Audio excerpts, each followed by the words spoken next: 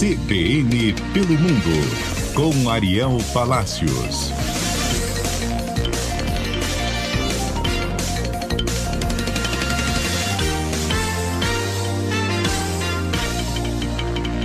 Como é que anda a governança aí na sua casa, Ariel Palacios? Boa tarde.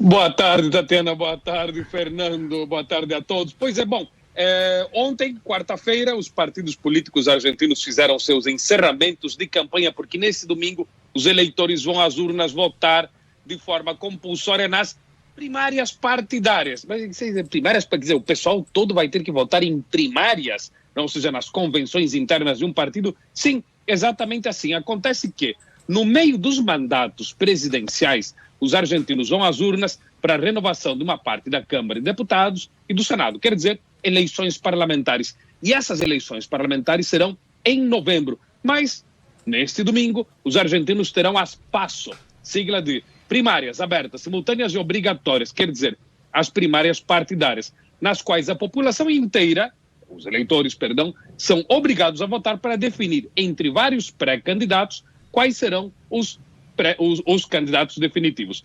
Essa modalidade foi criada há uma década pelo ex-presidente Néstor Kirchner e é uma espécie de preview, de ensaio das eleições reais. É uma modalidade única no planeta, diferente das que existem nos Estados Unidos, por exemplo.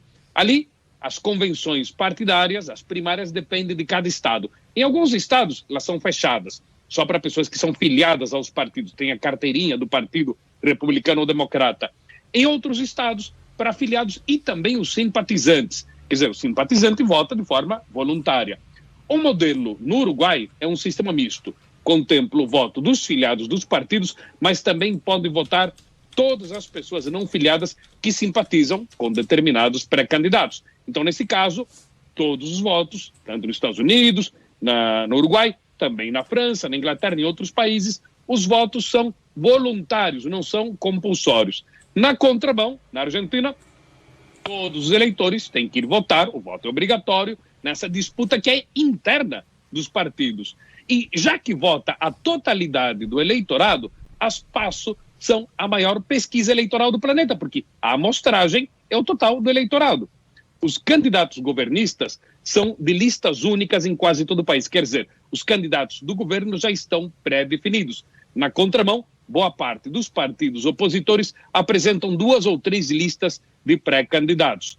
O cenário é complexo para o governo do presidente Alberto Fernandes, porque a popularidade dele está em queda devido à crise econômica, o atraso bastante grande na vacinação e, de quebra, o recente escândalo, que a gente comentou semanas atrás, das fotos do aniversário da primeira-dama, Fabiola Yáñez, feito sem distanciamento social, sem máscara, em pleno pico da pandemia, no ano passado, com a presença do presidente, enquanto que, na mesma época, o resto dos argentinos estavam proibidos de fazer reuniões familiares em suas casas. Como é que acontece isso depois, Ariel? Porque aqui, por exemplo, alguns partidos têm prévias, né? O PSDB tem prévias, o PT tem prévias, enfim, para definir o seu candidato, né? Quem aquele partido vai lançar como candidato. Mas, às vezes, o partido, ao se coligar com outros partidos, abre mão daquela candidatura. Como funciona na Argentina? É assim também? Há coligação entre os partidos e eles podem abrir mão de suas candidaturas em favor de um outro partido?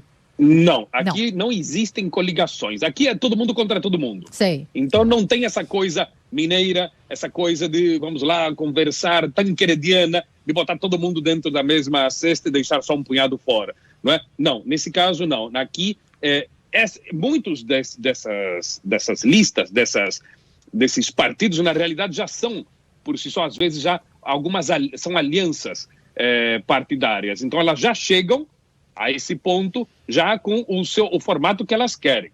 Então, as alianças posteriores na história da Argentina nunca aconteceram. Elas sempre são anteriores a qualquer tipo de eleição. Quer dizer, passou de um primeiro turno, que é coisa rara na história da Argentina, não houve apoios circunstanciais, mas nunca houve, digamos, é muito difícil um governo argentino contar com ministros, por exemplo, de vários outros partidos. Isso aconteceu, por exemplo, no governo do presidente Eduardo Duhalde, que era um governo provisório quando teve a crise de 2001, 2002, que 5 presidentes em 13 dias, aí sim, aí ele convocou uma pequena parte do seu gabinete de outros partidos. A maioria era peronista e ele convocou alguns outros integrantes de outros partidos, mas foram casos excepcionais. Tá. Casos excepcionais. E só para estabelecer a diferença, caso não tenha ficado claro para o nosso ouvinte, o Ariel está falando de prévias em que os eleitores votam. Eu citei aqui prévias de 2 partidos. Obrigatoriamente. Em que os filiados votam, não necessariamente os eleitores. Vai lá, Fê. Outro ponto com relação ao sistema eleitoral da Argentina. Dias atrás, teve eleição para governador na província de Corrientes. Foram os únicos que votaram para governador, e as outras províncias não votam? As outras províncias já tinham votado em 2019, porque os governos provinciais aqui, e essa é outra diferença do sistema eleitoral brasileiro, marcam as eleições dependendo da conveniência política. Às vezes é melhor pegar carona nas eleições presidenciais, e às vezes não. Quer dizer, quase todas as eleições para governadores são feitas no mesmo ano das eleições presidenciais. No mesmo ano, mas não no mesmo dia ou no mesmo mês. Por exemplo, 2019, quando teve a eleição do presidente Alberto Fernandes. Eleição presidencial, primeiro turno, outubro. Boa parte das províncias já haviam feito as eleições entre janeiro e setembro, porque fala, vai que não quer embarcar com esse candidato opositor ou com esse candidato governista. Então, fizeram antes. Uma fez 1 mês e meio depois. Corrientes fez agora, 1 ano e meio mais tarde. Mas existem outras diferenças, que as províncias possuem grande independência institucional. Tem constituições provinciais diferentes em vários pontos da Constituição Federal. Por exemplo, algumas províncias contemplam uma reeleição para governador, o caso da província de Buenos Aires. Outras províncias permitem 2 reeleições, outras 3 reeleições, e outras, como Santa Cruz, feudo dos Kirchners, reeleições indefinidas. O cara pode ser candidato eternamente a governador, para sempre.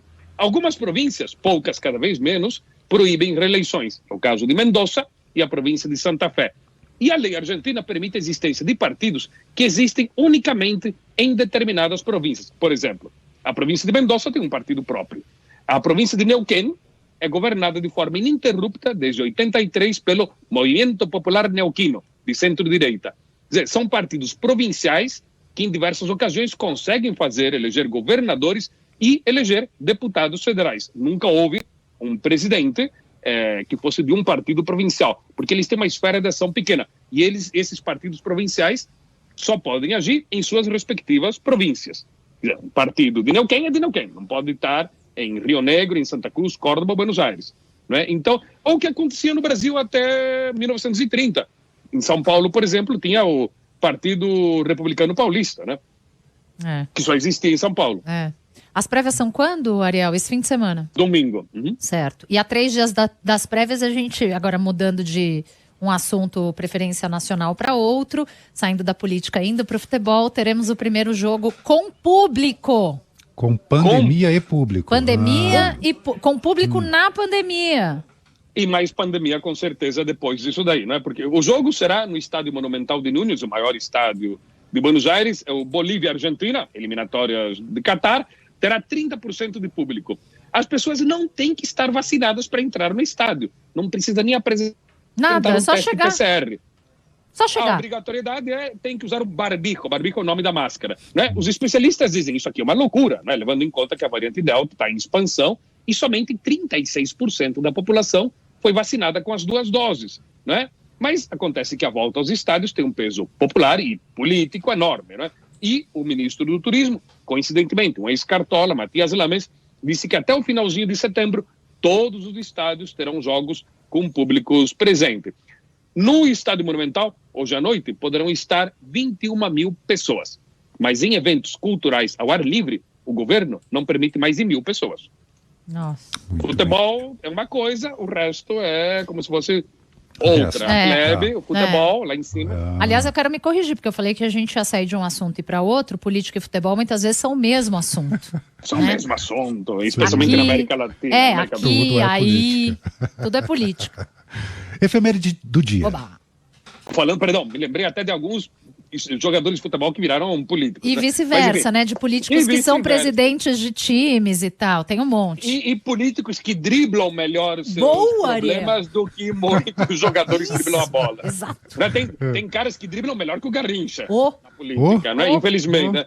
Bom, Hoje, dia da independência do Tajiquistão, data na qual, em 1991, se independizou da União Soviética. De lá para cá foi governada por Emomali Rahmon, ininterruptamente. A gente estava falando em reeleição? Bom, os opositores são presos constantemente e o culto ao líder prevalece. Mas ele faz eleições a cada 7 anos. Eram as 5, mas ele preferiu esticar para 7. E permite que os opositores, entre aspas, sejam candidatos. Quer dizer, o Zé Manés que ele bota como candidatos opositores, diz, olha, isso aqui é uma democracia, tem candidato opositor. Em 1999, ele foi reeleito com 97% dos votos. Aí o pessoal disse, olha aí, Mamal, dá uma dissimulada, meu irmão. Não sei como será meu irmão em Tajiquistão, mas, digamos, já traduzindo, legendando. Então, em 2006, em vez dos 97 de 99, em 2006 ele venceu com apenas 79% dos votos. Mas depois ele foi esquecendo de dar uma dissimulada na fraude e venceu com 84% em 2013 e com 91% no ano passado. Seu título oficial, não é presidente, porque quando as coisas são assim, o cara bota um daqueles nomes, né? Fundador da paz e da unidade nacional, líder da nação. Para os íntimos, líder da nação. Música pra gente se despedir. De Wolfgang Amadeus Mozart, o final da ópera A Flauta Mágica, quando o personagem Sarastro diz Die Strahlen der Sonne vertreiben die Nacht, vernichten der Heuchler ersichtliche Macht. Quer dizer, mentira, Ariel. os raios do sol Ariel. expulsam a noite e destroem os hipócritas que usurparam o poder. Seu acento é perfeito, Ariel, toca a música. francamente, Die Strahlen der Sonne. Alemão, Os bicho. raios do sol vertreiben die Nacht, quer dizer, expulsam a noite. O alemão é fantástico, eu adoro o alemão. Caramba, alemão! Eu nem vou começar, porque alemão não sei nem por onde começar a estudar. Não dá. Não dá. E o cor é fantástico.